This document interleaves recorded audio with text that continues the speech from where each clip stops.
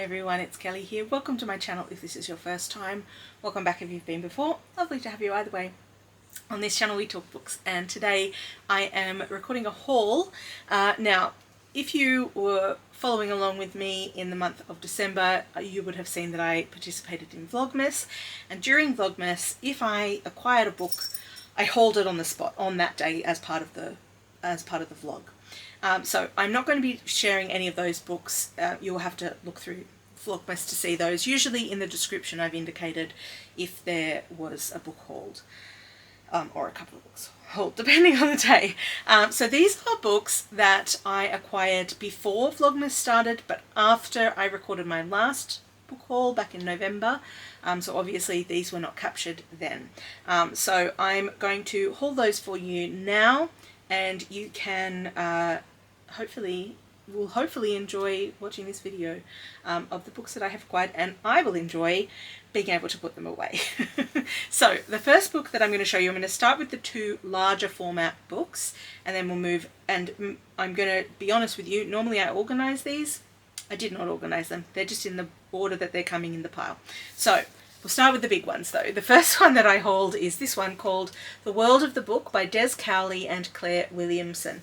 This appealed to me whenever it was that I picked it up because it has beautiful images, and I'm going to see if I can find... Oh, this one looks fabulous. Let me show you. So as you can see, amazing pictures inside, but essentially this is a book about books, and it's calling itself a celebration of the age-old tradition, drawing upon the rare collections of the State Library of Victoria. So that's who put this book out. Yeah. It's a journey through time and across the globe. This volume features great books and publishing innovations of the past and present. It also revels in the sheer beauty of books as objects to be desired and treasured. So that seemed right up my alley. The other larger format book that I picked up was this one. It's called 100, and it was put out by... Hi, we have Cat. The State Library of New South Wales this time. This one was only $3, so it was a bargain. I'm just going to move this cat, actually. Goodbye. And this one, so it's a tribute to the Mitchell Library, and essentially it is 100 objects that are part of their collection, and there are images as well as descriptions of each of the things that they include there, and it just seemed like a really interesting one to be able to kind of flick through and learn about some of the cool things that they have in their collection. Some of them are manuscripts, some of them are objects, journals, books, all sorts of interesting things. So yeah, very exciting to have this as part of my collection now. Okay, into the regular format books now. Actually, I'm going to start with, I'm pulling one out of the pile. This one, because it is a copy of Hound of the Baskervilles and Other Stories by Sir Arthur and Conan Doyle, but it's just such a lovely edition, and it has purple, can you see that? Purple sprayed edges, or spreadges as they're sometimes referred to, and this is just a lovely edition. It includes a couple of colour plates as well, which is interesting. Oop, you can't see that. A couple of colour plates, which I love, and it's a naked cloth bound, but it does also have this protective plastic cover on it as well. And this is put out by Worth Press. So yeah, excited to have that one as part of the collection. Okay, now let's get into the regular ones. I think that's the only classic that's in here. So I found a copy of Tom Lake by Patchett. This is a book I have heard good things about. I have read The Dutch House by Patchett before, and I didn't like it.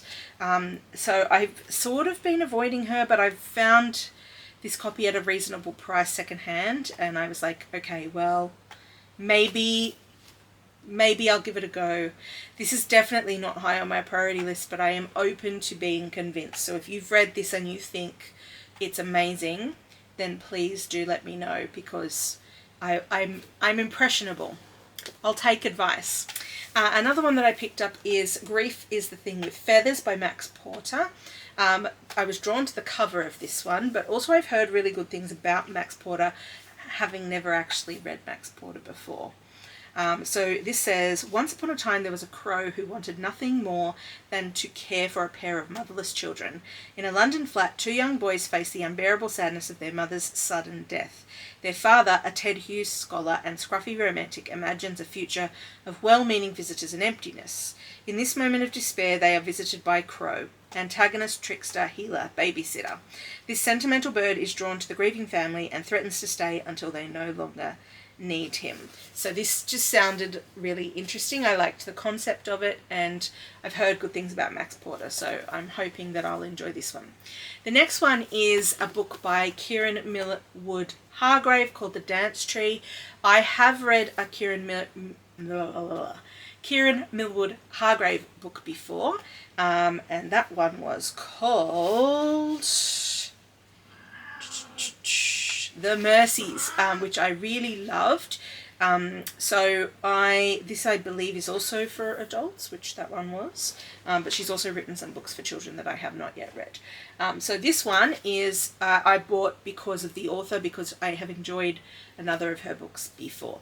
So it says, Strasbourg, 1518. In the midst of a blisteringly hot summer, a lone woman begins to dance in the city square. She dances for days without pause or rest. And as she is joined by hundreds of others, the authorities declare an emergency. Musicians will be brought in to play the devil out of these women. Just beyond the city's limits, pregnant Lisbeth lives with her mother-in-law and husband, tending the bees that are their livelihood. And then, as the dancing plague gathers momentum, Lisbeth's sister-in-law, Neth, returns from 7 years' penance in the mountains for a crime no one will name. So, yeah, this is just an interesting concept, and I have faith. that this is going to be good. Another book that I picked up was Small Pleasures by Clare Chambers. This was longlisted for the Women's Prize in 2021. And yeah, I wanted to read it at the time. Obviously didn't have a copy to do that. But yeah, this was one that intrigued me at the time, and I just never got around to it. So I found a copy and decided to pick it up. So this is set in 1957 in the suburbs of southeast London, and it's basically a female journalist.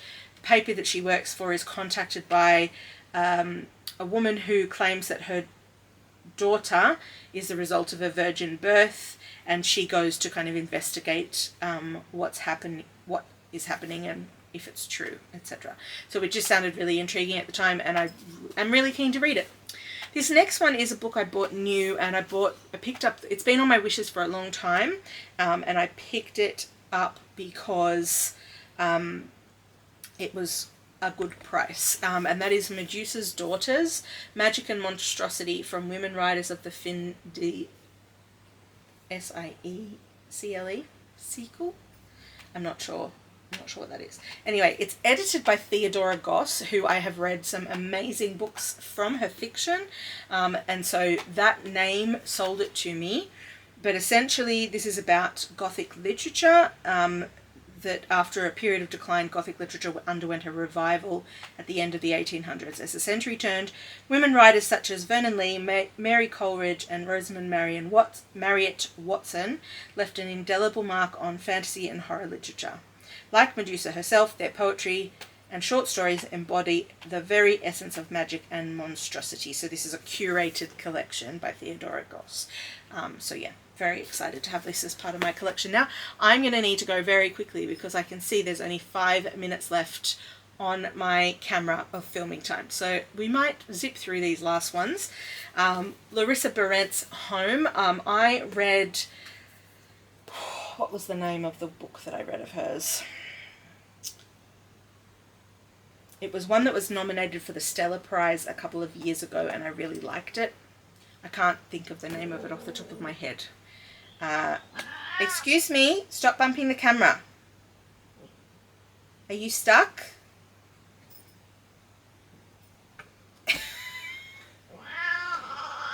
Excuse me. Ah! Chaos Merchant. Sorry about that, everybody. Sorry about that. My cat bumped the camera and it moved, so if I have slightly moved left or right, I apologise. Anyway, I've read a book of Larissa Behrendt's before that I really liked. I can't recall the name of it right now. But this one is called Home. So again, I don't know anything about this other than it's written by her, and I decided to pick it up. So this is called A Story of Homecoming. This absorbing novel opens with a young city-based lawyer setting out on her first visit to ancestral country. So I should have said Larissa Behrendt is an Aboriginal Australian author, so that's the reason that we're talking about country, because that is predominantly she writes about. There are themes of Aboriginality that run through her novels. So Candace arrives at the place where the rivers meet, the camp of the Ulayai. I'm sure I'm saying that incorrectly, apologies.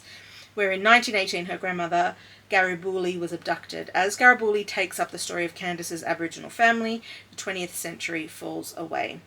So this is their story, and it's sort of, I'm guessing, to do with the stolen generations, so this sounds really interesting.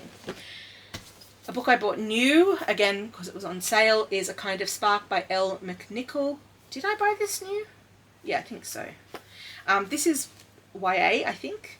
And this is a story about, with I believe, an autistic protagonist, and I think Elle McNichol is autistic herself, so this is Own Voices. I apologise if I'm wrong about that. Yes, so she's a neurodivergent writer, yeah, and that is why she writes neurodivergent characters. So essentially this is about a neurodivergent girl called Addie, and she, oh, so yeah, that's right. So this is, I watched the TV show that is based on this novel, and essentially this is about, she learns about witch trials that happened in her hometown, and she knows there's more to the story of these witches, just like there's more to her, and she gets to this, trying to get to the centre of it, and she believes that a lot of the people who were who were said to be witches were actually neurodivergent, and some of the things that they, so she investigates essentially. She's like a school girl, a high school girl. So anyway, it was a great TV show. I liked it, and also this was, so I'm looking forward to reading the book, basically, that it was based on. Next one is Anne Tyler's Redhead by the Side of the Road. I've never read Anne Tyler's books before, but I do own one or two of them. And so this one I was mainly an author by, just from hearing interesting things about this author. But it's on the back it says, Micah Mortimer isn't the most polished person you'll ever meet. His numerous sisters and in-laws regard him oddly but very fondly. He measures out his days running errands for work, maintaining an impeccable cleaning regime, and going for runs. He is content with the steady balance of his life, but then the order of things starts to tilt, and when a teenager shows up at Micah's door claiming to be his son, Micah is confronted with a surprise he seems poorly equipped to handle. So that sounded really interesting. Oh my gosh, I've only got a minute left. Okay. Elizabeth, you're going to be excited to see that I picked up a bunch of Ellis Peters novels. I'm not going to go through the specific ones, but these are part of the Brother Cadfael series, and I'm excited to get into these because I've heard her talking about these with good things to say. So anyway, very excited to have these as part of my collection. I don't think I have the first one here, so I will have to get that, obviously, and read that one first, but I decided to pick these up because they were like $2 a piece. Yeah, $2. Okay, I gotta go. I'm running out of time. So thank you so much for watching, and I will catch you on the next one. Bye.